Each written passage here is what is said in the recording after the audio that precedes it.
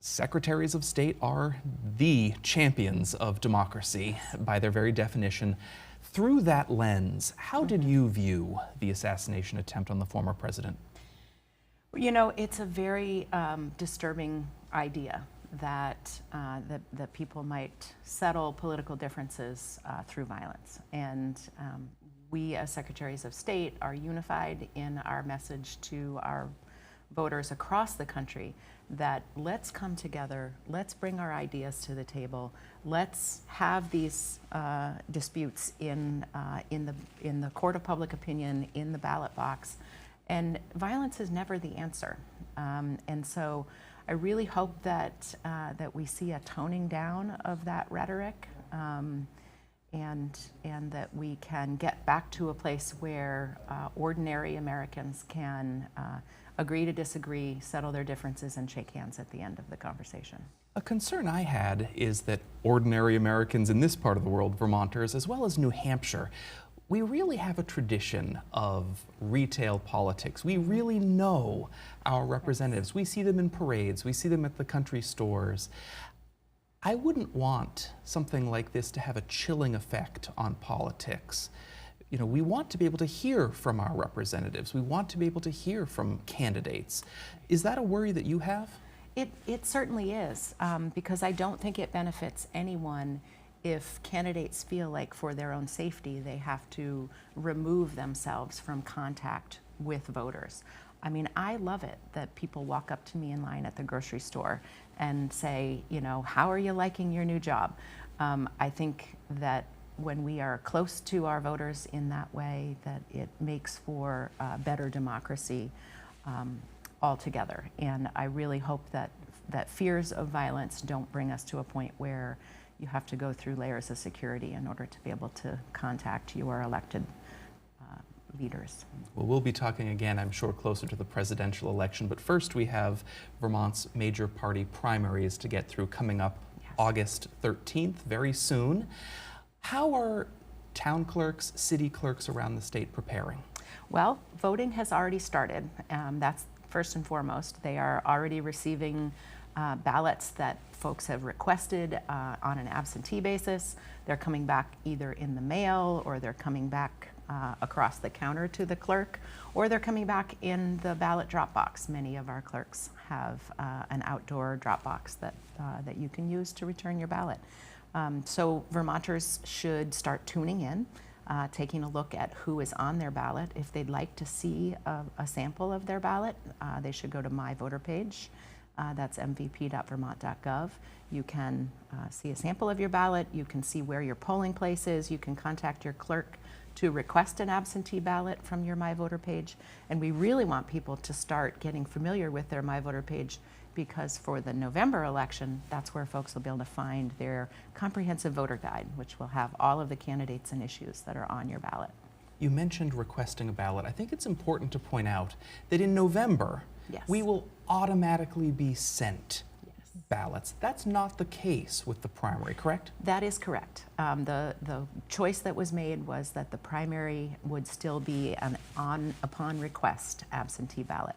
And so if you think you're going to be busy on the 13th, or if you just want to be able to spend a little more time with the 3 ballots so that you can decide which primary you want to vote in and who you want to vote for, it's a good idea to get that request in either through your My Voter Page or by stopping by your clerk's office and request that right away. And then, you know, we also have to realize that mail is a little slower than it used to be, so it's a good idea for people to make a plan for how to get that ballot back. Simply popping it in the mail is not necessarily a guarantee that it'll get back to your clerk's office by the 13th. So plan on using that drop box, or going by your clerk's office when they're open, or just go and vote on August 13th. A lot of people do enjoy the in-person experience, of course. It's a way of connecting with our neighbors. The ritual of voting in person is very meaningful for people. And so using your My Voter Page to scope out the ballots ahead of time is a good way to feel more prepared to vote in person. Well, whether you vote in person or early absentee, one thing that will be the same is voters will receive 3 ballots for the Republicans, the Democrats, and the Progressives. They must choose only one. That is correct. And so you will be handed 3 ballots to take into the voting booth with you. When you come out of the voting booth, you will put 1 in the tabulator and 2 in the unvoted. If you are voting absentee, there's 2 separate envelopes that come with your packet. 1 for your voted ballot and 2 for your not voted ballot, and you must return all 3 of them. I remember in March, people had questions about the presidential primary. Different process. They had to declare out loud, I would like this ballot or I would like that ballot. This is different. You do not need to verbalize which of the party ballots you want to vote on. That is correct. And in fact, many of our systems are designed to ensure that you have that anonymity, that you can choose. And for the August primary, nobody will know which ballot you chose to vote in. What issues do you see animating the Vermont primary? Well, you know, we have contested primaries in some House and Senate races. We have contested primaries at the statewide level. I think we all understand that property taxes and how we fund schools has been a really big issue this year, with many school budgets failing multiple times. I think flood response and flood relief are also high on people's minds. What are we doing as a state to prepare for the inevitability that when you pour that much water on a funnel-shaped landscape, you're going to see damage in our river valleys, and we need to exercise that muscle so that we get that help out to our communities sooner. You mentioned the revotes. I wonder if you have any concerns about voter fatigue, because in some of these communities, they voted on town meeting day. They voted on a budget revote 2 or 3 times, Yes. and now we're asking them to vote again in the primary. Might that impact turnout? So it certainly can impact turnout. It can be hard for voters to keep up with the pace of those votes and revotes. That's why it's so important that we get out and remind people that the August primary is coming up, and here's how you vote. The other place that fatigue really shows up is for our town and city clerks. Many of them have been in perpetual election mode since March. And so if you go to your town clerk's office, tell your clerk thank you. They do work so hard. Yes. And what if someone hasn't yet registered to vote? Walk them through the process of voter registration. Yes. So if someone is registered in Vermont and they simply have moved to a new address or a new community, they can make that change on their My Voter page. If you'd like to access voter registration for the first time because you're a new Vermonter, you can go to the online voter registration page, or you can visit us at many of the events in your community where our civic engagement team is tabling. Farmers markets and festivals all over the state doing voter registration. In fact, at one of the Lake Monsters games a couple weeks ago, they registered the 4th inning pickle. He got done selling his pickles and he came back and he registered to vote, and he was so thankful that we were there because he didn't know where he was going to find a voter registration form. And Vermont's a special place because you can register to vote up to and including on the day of the voting. That is correct. That is correct. And so anytime between now and August 13th, you can register to vote. It will save you time if you've done it in advance of showing up on Election Day. I wanted to revisit what you said at the outset of our conversation about the My Voter page, because that's going to be a big deal in November, much bigger than even Yes. in August. So, you know, the things that people can get on their My Voter page are very helpful. In addition to that universal voter guide that's going to be every candidate or issue that's on your November ballot, you can also track your ballot. So you can see when it is mailed out from your clerk's office, you can see when it is received back from your clerk's office, and you can also check to see whether your ballot was defective, because if you forgot to sign the outer envelope, or if you improperly put the ballots in those 2 envelopes that I mentioned, that might make your ballot defective, but you can see on your My Voter page, oh, I need to stop in at my clerk's office to fix that defect so that my ballot is counted.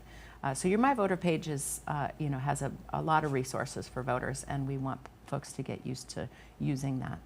And I understand that Vermont is really on the leading edge with that page in terms of how much information it's going to be placing on the site for November voting? So, this is really an idea that I took from some of the Western states who've been doing universal vote by mail for a long time, California, Washington, Oregon, mail ballots to folks for all elections.